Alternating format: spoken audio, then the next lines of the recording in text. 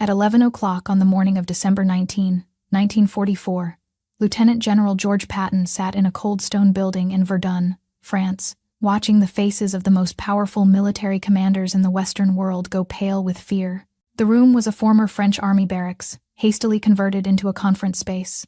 The walls were bare stone. A single pot-bellied stove struggled to heat the frigid air. Outside, the temperature hovered near freezing. Inside, at least 16 officers, 12 Americans and 4 British, sat around a long wooden table, their breath visible in the cold. Supreme Allied Commander Dwight Eisenhower had called this emergency meeting. He arrived at 11 that morning in an armor-plated Cadillac, accompanied by British Air Marshal Arthur Tedder. The men assembled represented the combined military might of the Western Allies. General Omar Bradley, commander of the 12th Army Group, Lieutenant General Jacob Devers of the 6th Army Group, Lieutenant General Walter Bedell Smith, Eisenhower's Chief of Staff, Major General Harold Bull, Major General Kenneth Strong, the Chief Intelligence Officer, British Air Marshal James Robb, and Patton, commanding the 3rd Army. Notably absent was Field Marshal Bernard Montgomery, who had refused to attend, sending his Chief of Staff in his place. The mood in that room was grim. These were men who had planned the liberation of Europe, who had overseen the largest amphibious invasion in history, who had watched their armies push the Germans back across France. Now, just 6 months after D-Day, everything they had accomplished seemed in jeopardy. 3 days earlier, the German army had launched a massive surprise offensive through the Ardennes forest. Operation Wacht am Rhein, they called it. Watch on the Rhine. More than 20 divisions in the initial assault, with additional forces committed as the battle developed. Over 200,000 men, more than 1,000 tanks and armored vehicles. The Wehrmacht had smashed through thinly held American lines at 5:30 in the morning on December 16th, and was now racing toward the port of Antwerp. If they reached it, they would split the Allied armies in half. The British and Canadians would be cut off in the north. The war that everyone thought was nearly won could be lost. Eisenhower tried to lift spirits. He told the assembled generals that the present situation should be regarded as an opportunity, not a disaster. But everyone in that room knew the truth. American forces were being overrun. Entire divisions had been shattered in the initial assault. Communications were disrupted. Command structures had collapsed. Units that had been resting and refitting in what was supposed to be a quiet sector were now fighting for their lives. The 101st Airborne Division was surrounded at Bastogne, a critical crossroads town where 7 major highways converged. Without reinforcements, they would be annihilated. The 82nd Airborne was holding the northern shoulder of the German penetration at tremendous cost. Small units of American infantry and armor were making desperate stands at road junctions and river crossings, buying time with their lives. The question Eisenhower needed answered was simple. How fast could someone get there? He turned to Patton. How long would it take to disengage the 3rd Army from its current fighting and wheel north to relieve Bastogne? Patton did not hesitate. He answered that he could attack with 3 divisions in 48 hours. The room went silent. Several officers exchanged skeptical glances. One staff officer later recalled that the statement almost knocked him out of his chair. What Patton was proposing was considered impossible by every accepted standard of military planning. His 3rd Army was currently engaged in heavy fighting near Saarbrücken, over 100 miles to the south. These were not garrison troops sitting idle in comfortable billets. They were in active combat, locked in bloody fighting along the Siegfried Line, moving an army of 250,000 men, with all their tanks, artillery, trucks, and supplies, pivoting them 90 degrees in the middle of winter, over icy roads, through sub-freezing temperatures, reorganizing their supply lines, shifting their communications networks, and then launching a coordinated offensive against the most powerful German attack of the war, all in 48 hours. This defied every principle of military science. Staff colleges taught that such operations required weeks of preparation. The Germans themselves, masters of mobile warfare, had taken longer than that to prepare their own offensive. Eisenhower initially responded with skepticism. "Do not be fatuous, George," he said. But Patton insisted. He told Eisenhower that as soon as the meeting was through, he could attack the day after tomorrow morning. What nobody in that room fully understood was that Patton had already anticipated this moment. While other commanders had dismissed intelligence warnings about a German buildup in the Ardennes, Patton had paid attention. His intelligence officer, Colonel Oskar Koch, had been tracking German troop movements for weeks. On December 9th, exactly 1 week before the German offensive began, Koch had sent a report to Supreme Headquarters warning of the continuing buildup of German forces east of the 8th Corps area. He had identified armor concentrations, ammunition dumps, and 226 trains detected moving on a single day in November. The report was largely ignored by higher command, but Patton did not ignore it. On December 12th, 4 days before the German attack, Patton had directed his staff to make a study of what the Third Army would do if called upon to counterattack such a breakthrough. His officers worked through the night, preparing 3 separate contingency plans. Each outlined a different route north, a different configuration of forces, a different timeline for attack. Patton gave them code names: Nickel for an attack from Arlon to Bastogne, Dime for an attack against the tip of the Bulge, Cent for an attack north through Diekirch towards St. Vith. By the time the German offensive actually began, Patton's staff had already wargamed multiple scenarios. Supply officers had identified stockpiles that could be redirected. Route planners had mapped the roads. Communications specialists had prepared new command frequencies. The Third Army was ready to pivot before anyone else even understood what was happening. When Patton left the Verdun meeting, he walked to a telephone and spoke 2 words to his chief of staff: Major General Hobart Gay, play ball. Within minutes, the prearranged code words were flashing down the chain of command. Units already on alert began their movement. 3 divisions, the 4th Armored, the 80th Infantry, and the 26th Infantry, started their northward march. The largest and fastest army pivot in military history was underway. What happened over the next 7 days would cement George Patton's reputation among the German high command. Here is an important distinction that historians have noted. During most of the war, German military records barely mentioned Patton. Their intelligence files contained only passing references to an energetic and responsibility-loving commander. It was only after the Ardennes and after Germany's defeat that German generals, in post-war interrogations and studies, would articulate their deep respect for what he had accomplished. The German generals who fought against Patton in World War II had seen everything. They had conquered Poland in 27 days. They had brought France to its knees in 6 weeks. They had pushed deep into the Soviet Union, reaching the gates of Moscow. They had fought the British in North Africa and the Soviets at Stalingrad. They had defended Fortress Europe against the greatest amphibious assault ever mounted. These were not men who were easily impressed. They had faced the best commanders the Allies could produce and had usually found them wanting. British generals, they felt, were too methodical, too cautious, too wedded to set-piece battles.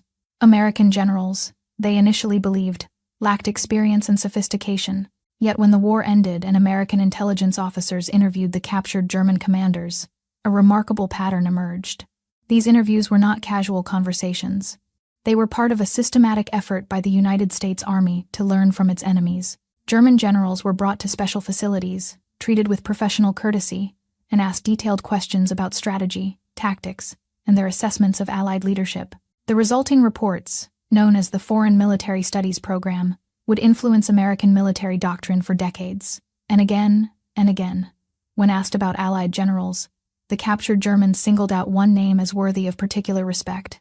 General Gunther Blumentritt had been one of the key planners behind the German invasions of Poland and France. He had served as Chief of Staff to Field Marshal Gerd von Rundstedt throughout the war in the West. He understood German operational doctrine at the deepest level. In a post-war assessment prepared for the United States Army, Blumentritt wrote that they regarded General Patton extremely highly as the most aggressive panzer general of the Allies, a man of incredible initiative and lightning-like action. He even improved on Napoleon's basic principle of activite, vitesse, activity, and speed. Blumentritt was saying that Patton understood warfare the way the Germans understood it. He grasped intuitively the principles of speed, shock, and exploitation that had made Blitzkrieg so devastating. Alfred Jodl had served as Hitler's chief of operations from 1940 until the end of the war. When American interrogators asked Jodl about Patton, his response was direct. He told them that Patton was the American Guderian. He was very bold and preferred large movements. He took big risks and won big successes. The comparison to Heinz Guderian was the highest compliment a German officer could pay to a tank commander. Guderian had literally written the book on armored warfare. To call someone the American Guderian was to place them in the first rank of practitioners of mobile warfare. Guderian himself added his own assessment after Germany's surrender. He told his Allied captors that from the standpoint of a tank specialist, he must congratulate Patton for his victory since he acted as Guderian himself would have done had he been in his place. Field Marshal Gerd von Rundstedt had commanded German forces in the West through most of the war. He had planned the invasion of France in 1940. He had commanded the defense against the Normandy landings. He had led the Ardennes offensive. No German officer had faced the Western Allies longer or understood their capabilities better. According to Blumentritt, Rundstedt viewed British Field Marshal Montgomery as overly cautious, habit-ridden, and systematic. But Patton was different. In a post-war interview, Rundstedt stated simply that Patton was their best. But this reputation was not built without cost, and the path to greatness nearly ended before it truly began. To understand what made Patton different, you have to understand where he came from. George Smith Patton Jr. was born on November 11, 1885, in San Gabriel, California, into a family with deep military traditions. His grandfather had been a Confederate colonel mortally wounded at the Third Battle of Winchester in 1864. His great-uncle, Waller Tazewell Patton, had been mortally wounded leading the 7th Virginia during Pickett's charge at Gettysburg. From his earliest years, Patton was raised on stories of martial glory. He attended the Virginia Military Institute for 1 year before transferring to the United States Military Academy at West Point, from which he graduated in 1909. In 1912, he represented the United States in the modern pentathlon at the Stockholm Olympics, finishing 5th overall. The following year, he studied swordsmanship in France under a Master of Arms and designed a new cavalry saber that was adopted by the United States Army. In 1916, he served under General John Pershing during the punitive expedition into Mexico, pursuing the revolutionary Pancho Villa. It was during this campaign that Patton experienced his first combat, leading an automobile-borne attack on a ranch where 3 of Villa's men were killed. Patton strapped the bodies to the hoods of his cars like hunting trophies. The incident made national headlines and earned him the nickname Bandito. When America entered World War I, Patton established and commanded the first American tank unit to see combat. He led his men into battle at Saint-Mihiel and the Meuse-Argonne offensive, where he was wounded by a machine gun bullet that passed through his leg. He refused evacuation until the objective was secured. Between the wars, he studied, prepared, and waited. He read German military theory voraciously. He consumed the works of Clausewitz and the Prussian General Staff. He studied Rommel's book on infantry tactics. He read Guderian's writings on armored warfare. He did not just learn about German methods. He internalized them, made them part of his own thinking. George Patton's journey to becoming the most respected Allied commander among his enemies began not with a victory, but with a disgrace. In August of 1943, Patton was at the height of his fame. His 7th Army had just conquered Sicily, racing British Field Marshal Bernard Montgomery to the strategic port of Messina. American newspapers hailed him as a hero. His face appeared on magazine covers across the country. He seemed destined for even greater commands. Then, on August 3rd, Patton visited the 15th Evacuation Hospital near Nicosia, Sicily. Walking through the ward, he encountered a young private named Charles Cool sitting on a supply crate. Cool had no visible wounds. When Patton asked what was wrong, Cool replied that he guessed it was his nerves. He could not stand the shells. Patton exploded. He had no tolerance for what he saw as weakness. He called the soldier yellow-bellied. He slapped him across the face with his gloves. He grabbed him by the collar and dragged him toward the entrance of the tent, shouting that he did not want cowards stinking up a place of honor. The medical staff watched in horror. A nurse tried to intervene but was restrained. 1 week later, on August 10th, Patton did it again at a different hospital, the 93rd Evacuation Hospital near Santo Stefano. This time the soldier was Private Paul Bennett, a gunner who had been in combat continuously for weeks. Bennett had watched his best friend get severely wounded just days before. He was suffering from battle fatigue, what we would now call post-traumatic stress disorder. When Patton approached and asked why Bennett was there, the soldier began to cry. He said he could not help it. His nerves were shot. Patton flew into a rage even more violent than the first incident. He slapped Bennett, pulled out his pistol and waved it at him, and screamed that he ought to shoot Bennett himself. He called him a disgrace to the army and to the men who were dying at the front. The medical officers present were appalled. The chief surgeon of the Second Corps wrote a detailed report of what had happened and sent it up the chain of command. Within days, the reports had reached General Eisenhower in Algiers. Eisenhower was furious and conflicted. Patton was his friend. More importantly, Patton was one of his most effective commanders, perhaps the most effective he had, but this behavior was inexcusable. Eisenhower sent Patton a blistering letter on August 17th, stating that he clearly understood firm and drastic measures were at times necessary to secure desired objectives, but this did not excuse brutality, abuse of the sick, or the exhibition of uncontrollable temper in front of subordinates. He must so seriously question Patton's good judgment and self-discipline as to raise serious doubts as to his future usefulness. Eisenhower did not relieve Patton. He could not afford to lose him. But he ordered Patton to apologize personally to the soldiers he had struck, to the medical staff who had witnessed the incidents, and to every division under his command. Patton complied, though the apologies were painful for a man of his pride. For months, the journalists covering the Sicily campaign kept the story secret. Nearly 60 American and British correspondents knew what had happened, but they believed Patton was too valuable to the war effort to destroy with negative publicity. They agreed among themselves to suppress the story. That changed in November 1943, when newspaper columnist Drew Pearson broke the story on his radio broadcast. The American public was outraged. Thousands of letters poured into Washington demanding Patton's dismissal. Congressmen called for investigations. The general who had seemed destined for glory now appeared finished. Eisenhower refused to fire him, but Patton was removed from active command. He would not lead troops into battle for nearly a year. The slapping incidents had cost him command of the invasion of Italy. They would cost him command of the D-Day invasion as well. Omar Bradley, who had served under Patton in Sicily, would lead the American ground forces in Normandy instead.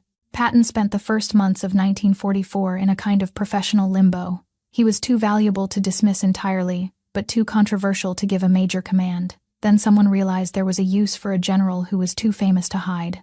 In early 1944, as the Allies prepared for the invasion of Europe, their greatest fear was that the Germans would discover where the landings would occur. The beaches of Normandy had been selected because they were less heavily defended than the more obvious target of Pas de Calais, the French region closest to England. But if the Germans learned the truth and concentrated their forces in Normandy, the invasion could fail. Operation Fortitude was the solution. It was one of the most elaborate military deceptions in history, designed to convince the German High Command that the main Allied invasion would target Pas de Calais rather than Normandy. At the center of this deception was a phantom army. The 1st United States Army Group, known by its acronym FUSAG, was a completely fictional force supposedly stationed in southeast England, directly across the Channel from Calais. On paper, FUSAG was enormous, larger than the actual invasion force preparing for Normandy. In reality, it existed only as an idea supported by elaborate stagecraft. Allied deception specialists created fake camps throughout Kent and Essex. They built temporary buildings that looked real from the air. They deployed inflatable rubber tanks that cast convincing shadows in aerial photographs. They constructed dummy landing craft from wood, canvas, and steel drums, mooring them in harbors where German reconnaissance aircraft might spot them. Radio operators transmitted scripted traffic between fictional headquarters, discussing troop movements, supply problems, and training exercises for an army that did not exist. And commanding this ghost army was George Patton. The choice was deliberate and brilliant. British intelligence had been intercepting and decoding German communications for years. They knew that the Germans had noted Patton's aggressive style in North Africa and Sicily. German intelligence had concluded that the Americans would never waste such an energetic commander on a secondary operation. By placing Patton in command of FUSAG, the Allies exploited German assumptions. If Patton was in England, preparing an invasion force pointed at Calais, then surely that must be the main attack. The Normandy landings, if they came at all, must be merely a diversion to draw German forces away from the real objective. Patton played his role perfectly. Though he chafed at being sidelined from actual combat, he understood the importance of the deception. He toured the fake camps and was photographed inspecting the dummy equipment. He gave speeches to real units that were secretly preparing to move to Normandy, ensuring that news of his presence in southeast England reached German ears. The Allies even used captured German officers to reinforce the deception. General Hans Kramer, a former commander in the Afrika Korps, had been captured in North Africa and was being repatriated to Germany due to poor health. Before his release, he was invited to dine with Patton and was driven through what he believed was southeast England, observing a massive invasion force. In reality, Kramer had been driven through southwest England. The army he saw was the real force preparing for Normandy. The road signs had been replaced with fakes pointing to towns in Kent. Everything Kramer observed confirmed that FUSAG was real and that the attack would come at Calais. When he returned to Germany, his detailed reports further convinced German high command of the deception. Double agents controlled by British intelligence fed a steady stream of false information to their German handlers. An agent codenamed Garbo, a Spaniard named Juan Pujol Garcia who had volunteered to spy for Britain, was particularly effective. His reports on FUSAG were so detailed and so convincing that the Germans awarded him the Iron Cross for his service, never realizing he was working for the other side. Garbo's reports appeared in 62 German intelligence summaries. The deception worked beyond anything the Allies had hoped. On June 6, 1944, when Allied forces landed on the beaches of Normandy, Hitler was convinced it was a feint. The real invasion under Patton was still coming at Calais. He refused to release panzer divisions to reinforce Normandy. He kept the powerful 15th Army waiting at Calais for an attack that would never come. For 7 weeks, Hitler maintained his belief in Fusag's existence. The Allies had hoped their decoy plans might buy them 2 weeks. 7 was beyond their wildest expectations. By the time Hitler finally accepted that Normandy was the real invasion, the Allies had landed over 1 million men and established an unbreakable foothold in France. The German forces that might have pushed the Allies back into the sea had been held in reserve, waiting for Patton's Phantom Army. Operation Fortitude had saved countless Allied lives. But for Patton personally, the cost was bitter. While other commanders led men into battle, while the greatest amphibious assault in history unfolded on the beaches of France, he had commanded nothing but inflatable tanks and scripted radio broadcasts. He was desperate to get back into the real war. On August 1, 1944, Patton finally got his chance. With the Normandy beachhead secure after nearly 2 months of brutal fighting in the hedgerow country, Eisenhower activated the 3rd United States Army under Patton's command. The timing could not have been better. Operation Cobra, a massive bombing and ground assault led by the 1st Army under General Omar Bradley, had just blown a hole in the German lines near Avranches at the base of the Cotentin Peninsula. American forces were pouring through a gap less than 5 miles wide. The entire German front was on the verge of collapse. Patton seized the breakthrough at Avranches with both hands. Within hours of taking command, he had armored columns racing in multiple directions simultaneously. One corps turned west into Brittany to capture the port facilities the Allies desperately needed. Another turned east, heading into the heart of France. A third pushed south to protect the flanks. What followed was unlike anything the war in Europe had yet seen. In the first month of operations, the Third Army advanced farther and faster than any army in history. His armored divisions swept across France like a flood breaking through a dam. They did not move in orderly lines with secure flanks and careful preparation. They raced forward on any available road, bypassing strongpoints, leaving pockets of German resistance to be mopped up by following infantry. Patton's forward commanders had standing orders to keep moving. If they encountered resistance they could not immediately overcome, they were to go around it. Delay was the enemy.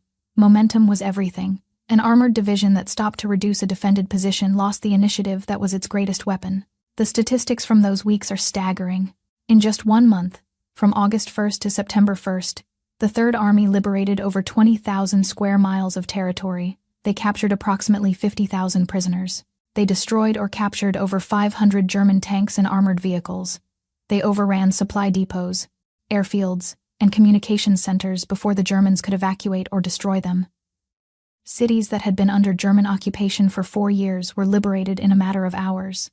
The psychological impact on the French population was electric. After years of occupation, after enduring the humiliation of defeat and the brutality of Nazi rule, they watched American tanks roar through their streets at speeds that seemed impossible. Villagers lined the roads, cheering and throwing flowers. Resistance fighters who had been hiding for years emerged to help. Information about German positions flowed to American commanders from grateful civilians who knew every road and hiding place in their regions. Individual units performed feats that seemed impossible. The 4th Armored Division, Patton's favorite, advanced 35 miles in a single day during the drive to Avranches, fighting all the way. Combat commands routinely moved 40 to 50 miles per day, maintaining combat effectiveness despite minimal sleep and constant action. Tank crews learned to eat, sleep, and conduct maintenance on the move. Infantry soldiers rode on tank decks or clung to any available vehicle, anything to keep up with the advance. Patton himself was everywhere. He traveled in a jeep or a small aircraft, appearing at the front lines without warning, checking on the progress of his units, relieving commanders who moved too slowly, praising those who took risks. His presence was electric. Men who had been ready to stop and consolidate found themselves pushing forward again. Officers who had been calculating cautious approaches suddenly found more aggressive solutions. The Germans could not understand what was happening. Their defensive positions, carefully prepared over months, were being swept aside in days. Units that had fought effectively against the British and Canadians simply disintegrated when Patton's forces appeared on their flank. Communication with higher headquarters was lost. Supply lines were cut. The orderly retreat they had planned became a rout. German commanders began sending alarmed reports up the chain of command. American forces were maneuvering more aggressively than anything they had faced since 1940. Their armor was moving faster, striking deeper, exploiting weaknesses with an almost instinctive precision. Standard defensive tactics that had worked for years were suddenly failing. Patton summed up his approach in a simple phrase. He said that his troops would hold the enemy by the nose and kick him in the rear, while conventional commanders pushed forward in straight lines, securing their flanks and maintaining solid defensive positions. Patton's forces flowed around obstacles, enveloped defensive positions, and struck where the enemy least expected.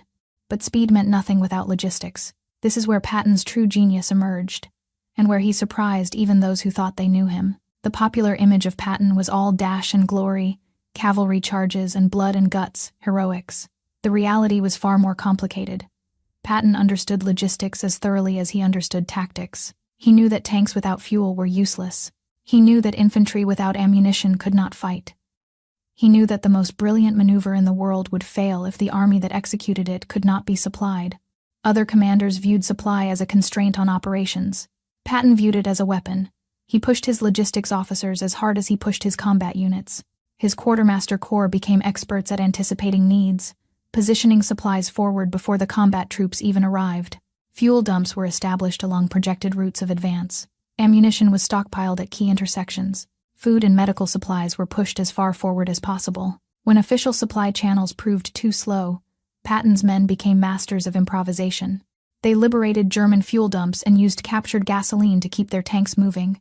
They commandeered civilian vehicles to supplement their transportation. They stripped broken-down vehicles for parts to keep others running. They did whatever it took to maintain the advance. The Red Ball Express, the famous truck convoy system that supplied Allied forces in France, delivered hundreds of thousands of tons of supplies between August and November. But even that massive effort could not keep up with Patton's appetite for movement. His Third Army consumed supplies faster than they could be delivered. When fuel allocations fell short of his needs, Patton raged at Eisenhower and Bradley. He believed, with some justification, that supplies being diverted to support British Field Marshal Montgomery's more cautious advance in the north were being wasted. During the race across France, elements of the Third Army covered 150 miles in just 19 hours. This was not a reconnaissance patrol or an armored probe. This was an entire corps, with tanks, infantry, artillery, and support units, moving at a pace that would have seemed impossible to military planners just months before. By early September, the Third Army had reached the Moselle River, deep inside eastern France, closer to Germany than anyone had dared hope just weeks before. They had outrun their supply lines. Fuel was desperately short. Ammunition stocks were running low. The advance finally ground to a halt, not because of German resistance, but because the trucks could not bring enough gasoline forward to keep the tanks running. Patton was furious. He blamed Eisenhower for diverting supplies to Montgomery in the north. He believed that if he had been given priority, he could have crossed the Rhine and been deep into Germany before winter. The argument has been debated by military historians ever since. What is certain is that the pause gave the Germans time to recover. While the Third Army waited for fuel, the Wehrmacht reorganized.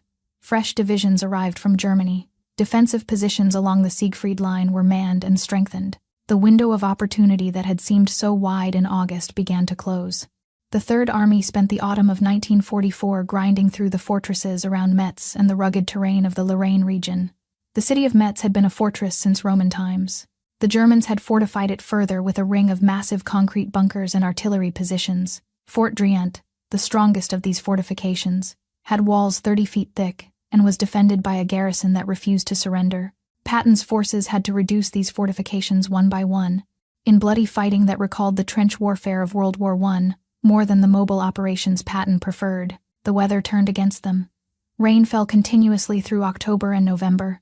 The Moselle River flooded, washing away bridges that engineers had labored to construct. The roads became rivers of mud, tanks bogged down, trucks sank to their axles. Infantry slogged through fields that sucked at their boots with every step. The clear skies that had allowed American aircraft to dominate the battlefield gave way to low clouds and fog that grounded the plains. For weeks at a time, ground troops had to fight without the air support they had come to depend on. Casualties mounted. The Third Army suffered over 55,000 casualties during the Lorraine campaign alone. Progress slowed to miles per week instead of miles per day. Divisions that had been at full strength in August were now operating at 60 or 70%. Replacements arrived, but they were green troops who needed time to learn the hard lessons of combat. Many did not survive long enough to learn. For a commander who believed in speed above all else, it was agony. Patton pushed his men relentlessly, driving them forward through conditions that would have justified a pause. He visited forward positions constantly, exposing himself to artillery fire and sniper attacks. He wanted his soldiers to know that he shared their hardships, that he would not ask them to endure anything he would not endure himself. Then came December 16, 1944. The German offensive hit like a thunderbolt. 20 divisions smashed through the American lines in the Ardennes. The thinly held front, manned by units resting from combat and fresh divisions still learning their trade, collapsed under the onslaught. Within hours, the Germans had created a bulge in the Allied lines over 50 miles wide. The 101st Airborne Division, rushed to the critical crossroads of Bastogne, found itself surrounded. 7 major roads converged at Bastogne. Whoever controlled those roads controlled the movement of armies. The Germans knew it. The Americans knew it. The paratroopers of the 101st dug in and prepared to fight to the last man. On December 22nd, German commanders sent a formal surrender demand to Brigadier General Anthony McAuliffe, the acting commander of the 101st. McAuliffe's reply became legend. A single word typed on a piece of paper: nuts. But defiance alone would not save Bastogne. The airborne troops needed relief, and they needed it fast. This was the situation Patton faced when he made his audacious promise at Verdun. 3 divisions, 48 hours, 90 degrees, 100 miles, in winter. The maneuver Patton executed over the following days remains one of the most remarkable military achievements of the 20th century. His army was not simply moving from one position to another, it was disengaging from active combat with the enemy, pivoting north, and then launching an immediate offensive, all while maintaining unit cohesion and combat effectiveness. Consider what this actually required. Divisions that had been fighting eastward for weeks had to break contact with German forces without triggering a pursuit. Artillery units that had been firing in one direction had to limber their guns, move north, and set up to fire in an entirely different direction. Supply convoys that had been delivering material along east-west routes had to be redirected onto north-south roads that were already clogged with traffic. The logistics were staggering. Over 133,000 vehicles and tanks had to be rerouted through winter slush, mud, and ice. Supply lines stretching back hundreds of miles to the Normandy beaches had to be completely reorganized. Fuel depots, ammunition dumps, and medical facilities had to be repositioned. Communications networks had to be reconfigured. All of this had to happen while German forces were actively probing for weaknesses. The Third Army moved through one of the worst winters in 50 years. Temperatures plunged well below freezing. Snow fell continuously. Roads were packed with ice and clogged with retreating American units from the initial German breakthrough. Many soldiers had not been issued proper winter clothing because the Quartermaster Corps had not expected sustained winter operations. Patton drove his men relentlessly. He appeared at crossroads and choke points, personally directing traffic, shouting at drivers who hesitated, relieving officers who moved too slowly. His jeep seemed to be everywhere at once. Truck drivers who had already been on the road for 24 hours kept driving. Tank crews who had not slept in days maintained their vehicles and kept moving. Infantry soldiers marched through snowdrifts and freezing rain. On the morning of December 22nd, less than 72 hours after Patton left the Verdun meeting, the Third Army attacked. The 3rd Corps and 12th Corps struck northward on a 20-mile front. The Germans, who had expected weeks before the Americans could respond, were caught completely off guard. The fighting was brutal beyond anything the soldiers had experienced. German forces resisted with desperate fury, knowing that the success of their entire offensive depended on keeping Bastogne isolated. The roads north were narrow, often just single lanes through dense forest. German anti-tank guns covered every approach. Artillery zeroed in on the few bridges and crossroads. Every mile gained cost lives. Patton threw everything he had at them. The 4th Armored Division, leading the relief column, attacked through Christmas Eve and Christmas Day without pause. When Combat Command B bogged down at Chaumont, Combat Command R found another route. When that route was blocked, Combat Command A swung wide to the east. Patton kept pushing, kept probing, kept looking for any weakness in the German lines. On Christmas Day, 1944, Patton noted in his diary that it was a clear, cold Christmas. Lovely weather for killing Germans, which seemed a bit queer, seeing whose birthday it was. Despite the conditions, he made sure every soldier in the Third Army received at least a hot turkey dinner. Field kitchens operated in freezing temperatures. Supply trucks delivered food through areas under enemy fire. Patton understood that small gestures of care mattered to exhausted men far from home. The next day, December 26th, At approximately 4:50 in the afternoon, lead elements of the 4th Armored Division's 37th Tank Battalion broke through the German encirclement. A Sherman tank nicknamed Cobra King was the first to make contact with the defenders of Bastogne. It was an M4A3E2 Sherman jumbo assault tank, heavily armored and bearing the bumper number C6 for Company C. The tank commander was First Lieutenant Charles Boggess. His crew consisted of Corporal Milton Dickerman as gunner, Private First Class James Murphy as loader, Private Hubert Smith as driver, and Private Harold Hafner as assistant driver. When Cobra King rumbled into the American perimeter, the exhausted paratroopers could hardly believe what they were seeing. Relief had actually come. 20 minutes later, Lieutenant Colonel Creighton Abrams, commander of the 37th Tank Battalion, and the future general for whom the M1 Abrams tank would be named, shook hands with General McAuliffe. The siege was broken. Cobra King would eventually find a home at the National Museum of the United States Army, preserved as a monument to that historic moment. But the battle was far from over. The Germans launched repeated counterattacks, desperately trying to retake the initiative. Fighting around Bastogne continued for weeks. Some of the heaviest combat of the entire battle occurred after the relief, not before. Patton's forces had to expand the corridor, push back German attacks, and eventually help close the bulge entirely. By the end of January 1945, the Ardennes offensive had been completely defeated. The Germans had lost over 100,000 men killed, wounded, and captured. They had expended their last strategic reserves. The offensive that was supposed to split the Allied armies and force a negotiated peace had instead accelerated Germany's collapse. American casualties were also severe. Over 19,000 killed, tens of thousands more wounded or captured. It was the largest and bloodiest battle fought by the United States in World War II, but the outcome was never in doubt once Patton's forces arrived. The German High Command had gambled everything on speed, on reaching Antwerp before the Allies could react. Patton's impossible pivot had shattered that gamble. The psychological impact on German commanders was profound. They had watched an entire American army disengage from combat, wheel 90 degrees, move over 100 miles through winter conditions, and launch a major offensive, all in less than 72 hours. This was not supposed to be possible. The Germans themselves, masters of mobile warfare, would have considered such a maneuver extraordinarily difficult. General Erich Brandenberger, commanding the German 7th Army during the Ardennes offensive, later acknowledged that Patton had given proof of his extraordinary skill in armored warfare, which he conducted according to the fundamental German conception. The final months of the war saw the Third Army's reputation reach its peak. After the Bulge, Patton's forces crossed the Rhine River in March 1945. They swept through central Germany, capturing territory at a pace that recalled the great advance across France the previous summer. On March 22, 1945, Patton's forces crossed the Rhine at Oppenheim, south of Mainz.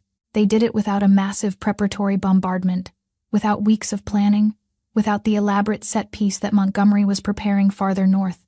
Patton simply found a crossing point, pushed troops across, and expanded the bridgehead before the Germans could respond. The 5th Infantry Division began crossing between 10 and 10:30 that evening. When he called Bradley to report the crossing, Patton could not resist a boast. He told Bradley that the Third Army had crossed the Rhine before Montgomery without any aerial bombing, without any airborne assistance, without any amphibious equipment, and without a bloody engineering effort. For 1,000 years men had been crossing the Rhine, and now the Third Army was doing it again. A memorial at the site today calls it the first successful Rhine River assault crossing since Napoleon. The advance into Germany became a race. Patton pushed his divisions forward as fast as they could move. They overran towns before the inhabitants knew they had been captured. They liberated concentration camps, including Ohrdruf, a subcamp of Buchenwald, where Patton and Eisenhower walked through the grounds and saw the horrors the Nazis had inflicted. Patton was so sickened that he vomited. He ordered the citizens of nearby towns to tour the camp to see what their government had done. By May, the Third Army had driven into Czechoslovakia. Patton desperately wanted to liberate Prague, to reach the capital before the Soviets. But Eisenhower, following agreements made with Stalin at Yalta, ordered him to halt. Patton was furious. He wrote in his diary that he felt they should have gone to the Moldau River in Prague, and if the Russians did not like it, they could go to hell. The statistics for the Third Army's entire campaign are almost impossible to comprehend. From August 1, 1944, to May 9, 1945, a span of 281 days of continuous combat, the Third Army captured over 81,000 square miles of territory. They liberated or conquered more than 12,000 cities, towns, and villages. They crossed 24 major rivers. Most remarkably, the Third Army claimed to have killed, wounded, or captured over 1.8 million German soldiers, more than 6 times its own strength in personnel. While these numbers include some double counting of prisoners who were processed through multiple commands, and some historians have calculated lower figures, even conservative estimates place German losses against the Third Army at well over 1 million men. Third Army casualties during the same period were approximately 16,600 killed, over 96,000 wounded, and approximately 27,000 missing or captured. They had inflicted losses on the enemy at a ratio of better than 6 to 1. Patton himself did not survive long after the war. In the months following Germany's surrender, he was appointed military governor of Bavaria. But his outspoken nature, his contempt for diplomacy, and his controversial comments about denazification policy led to his removal from that post in October 1945. On December 9, 1945, his staff car was struck by a truck near Mannheim, Germany. The collision seemed minor, but Patton had been thrown against the front seat. He suffered a compression fracture of his cervical vertebrae and was paralyzed from the neck down. For 12 days he lay in a hospital bed, unable to move. The warrior who had driven armies across continents now unable to lift his own hand. On December 21, 1945, at 5:55 in the evening, George Patton died of pulmonary edema and congestive heart failure. He was 60 years old. He was buried on December 24, 1945, at the Luxembourg American Cemetery in Ham, 3 miles east of Luxembourg City. Among the men who had died serving under him during the Battle of the Bulge, he had requested to be laid to rest with his soldiers. His grave remains the most visited in the cemetery. Pilgrims come from around the world to pay respects to the general who, more than any other, embodied the American way of war, aggressive, mobile, and utterly relentless. The German generals who had fought against him offered their final assessments in the years after the war. Field Marshal Albert Kesselring noted that Patton had developed tank warfare into an art and understood how to handle tanks brilliantly in the field. He felt compelled to compare Patton with Rommel, who likewise had mastered the art of tank warfare. Both of them had a kind of second sight in regard to this type of warfare. General Fritz Bayerlein, who had served under Rommel in North Africa and later faced Patton in France and at the Battle of the Bulge, offered a telling comparison. Referring to the escape of the Afrika Korps after the Battle of El Alamein, Bayerlein said he did not think General Patton would have let them get away so easily. Perhaps the most succinct assessment came from von Rundstedt himself, when asked after the war which Allied commander he considered most dangerous. The German field marshal who had planned the invasion of France and commanded the Ardennes offensive gave a simple answer. He is your best. The myth of Patton has sometimes obscured the man. He was not universally beloved, even by his own troops. His nickname, Old Blood and Guts, was given with some bitterness by soldiers who noted that it was always their blood and his guts. He was vain, profane, and capable of shocking cruelty, as the slapping incidents demonstrated. He held views on race, religion, and politics that were controversial even by the standards of his time, but none of that diminishes what he accomplished on the battlefield. In an era when warfare had become industrialized, when victory seemed to depend more on factories and supply chains than on generalship, Patton proved that leadership still mattered. The same divisions that performed adequately under other commanders became extraordinary under his. The same tactics that produced modest gains elsewhere produced spectacular breakthroughs when Patton was in charge. The German generals understood this. They had seen their own army transformed by commanders like Guderian and Rommel. They recognized in Patton the same quality, the ability to inspire men to fight beyond their limits, to move faster than the enemy thought possible, to turn military theory into devastating practice. The men who served under Patton have mostly passed now. The veterans who drove through the Ardennes in December 1944, who crossed the Rhine under fire in March 1945, who liberated towns and concentration camps, and helped bring the Nazi regime to its end. They are nearly all gone. But their accomplishments remain, etched in history and preserved in the memories of a grateful nation.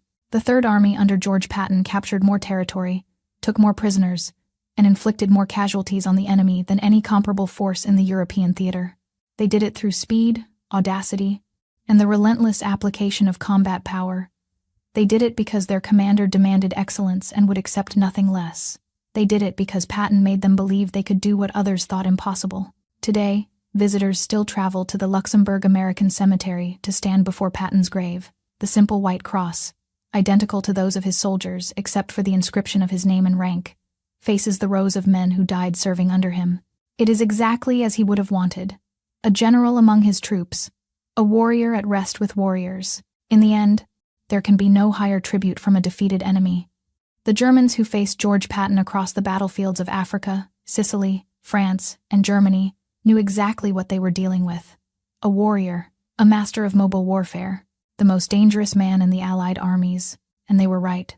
If you found this story compelling, please take a moment to like this video. It helps us share more untold histories from the Second World War. Subscribe to stay connected with these stories that deserve to be remembered, and leave a comment below telling us where you are watching from. Our community spans the globe, from veterans to history enthusiasts. You are part of something special here. Thank you for watching, and thank you for keeping these stories alive.